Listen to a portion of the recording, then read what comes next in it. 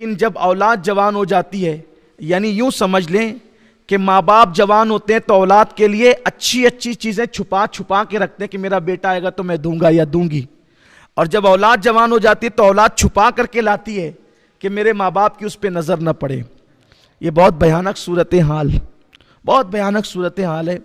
याद रखना, आप वली बन जाएं, कुतुब बन जाएं, अब्दाल बन जाएं, अगर आपके माँ बाप आपसे राजी नहीं है तो आपकी विलायत कायम नहीं रह सकती, छीन जाएगी। वो माँ बाप को नाराज करके कोई जन्नत में जा ही नहीं सकता। मेरे आका ने फरमाया, बाप की खुशी में अल्लाह की खुशी है और बाप की नाराजगी में अल्लाह की नाराजगी है। और एक दुआ ऐसी है जो नबी की दुआ की बराबर का मकाम रखती है।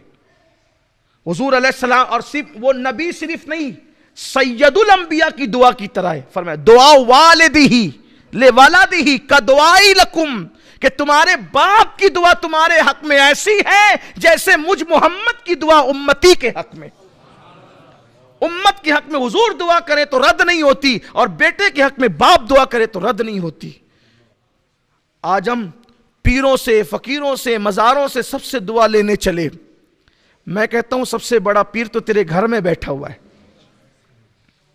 सबसे बड़ा पीर तेरे घर में बैठा हुआ है, अपने बाप को छोड़कर जाता कहां है। बड़ी अजीब सी बात है। मैं कहता हूं कि जिसके लिए कुरान और अहदीस में सनदें मौजूद है कि जहां दुआ रद्द नहीं होती, हम जा रहे हैं, सैयद साहब आप दुआ कर दो, पीर साहब आप दुआ कर दो, मौलाना साहब आप दुआ कर दो, ये दुआ कर दो, वो दुआ कर दो। अरे खिदमत कर, बाप की दुआ ले, माँ की दुआ ले, वो दुआ की बरकत है, तकदीर बदलती। मैं कहता हूं वली की दुआ वली का दर्जा रखती है, नबी का दर्जा नहीं रखती। लेकिन बाप की दुआ तो सैयदुल अंबिया की दुआ का दर्जा है। क्या फरमाया? ये नहीं कहा कि बाप की दुआ नबी की दुआ की तरह नहीं, ये फरमाया, आका फरमाते दुआ वालिदिही ले वलदिही का दुआई लकुम, जैसे मेरी, हुजूर ने कहा जैसे मेरी दुआ तुम्हारे लिए, हुजूर ने कहा मेरी दुआ तुम्हारे लिए जो दर्जा रखती है, वही दुआ बाप की दुआ बेटे के हक में दर्जा रखती है। इस दुआ की अहमियत कौन जानता है? अर्श हिला देती है ये दुआ, तकदीरें बदल देती है ये दुआ। इस दुआ का मकाम क्या है लोगों को पता ही नहीं। इधर उधर भटक रहे हैं बेचारे मारे मारे, और मरकज़े दुआ घर में मौजूद है, माँ और बाप की शक्ल में। तो मैं जो हदीस आखिरी बयान करने चला था कि ये कि बूढ़ा बाप आता है और कहता है, या रसूलल्लाह जब मैं जवान था बहुत खर्चा करता था इस पर, और अब ये जवान है, मैं बूढ़ा हो गया हूं, जबकि मेरी बेटियां और बच्चियां भी है।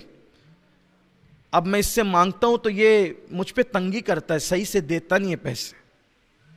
हालांकि अब लोगों को ऐसा खतरा रहता है, यार मैं अब्बा को दूंगा, अम्मा को दूंगा तो दूसरे भाइयों पे ये खर्चा कर देंगे, बहनों पे खर्चा कर देंगे, इस पे उड़ा देंगे, उस पे उड़ा देंगे, ये लोगों को डर रहता है। मैं कहता हूं अगर जान लुटाकर भी बाप राजी हो जाता है तो सौदा सस्ता है। अगर जान देकर भी बाप राजी होता है, क्योंकि जिसकी रजा में खुदा की रजा है, तो इससे सस्ता सौदा और क्या है। लेकिन लोग वो करते हैं। और ये भी आपसे कहता हूं, बाप ने जान लुटाना है लुटा दे, हमें तो रजा से मतलब है, अल्लाह की रजा चाहिए। मैं देख रहा हूं, मेरी निगाहें छोटी सी उम्र में इन तजुर्बात से गुजर रही है कि कुछ लोगों को मैंने देखा जो मस्जिद के अंदर पांचों वक्त जमात में मौजूद हैं, दाढ़ियाँ भी बड़ी है, टोपियाँ भी सरों पर है, हर साल रमज़ान शरीफ में उम्रा को भी जा रहे हैं, हर साल हज को भी जा रहे हैं, सब कर रहे हैं। लेकिन माँ बाप की वो खबरगिरी उनके यहाँ नहीं है जो होनी चाहिए। बाप से ऊंची आवाज़ रहती है, जबकि इमाम अहले सुन्नत आला हज़रत ने लिखा कि माँ और बाप से बात करो तो पहले हुक्म यह है कि उनसे इजाज़त लो, बग़ैर इजाज़त बात करना बेअदबी है, इजाज़त लो, और इजाज़त लेने के बाद ऐसे लहजे में बात करो जैसे एक गुलाम अपने आका से बात करता है। यह है हमारे मज़हब में माँ बाप की अहमियत, बड़ी अहमियत है, बहुत बड़ी अहमियत है।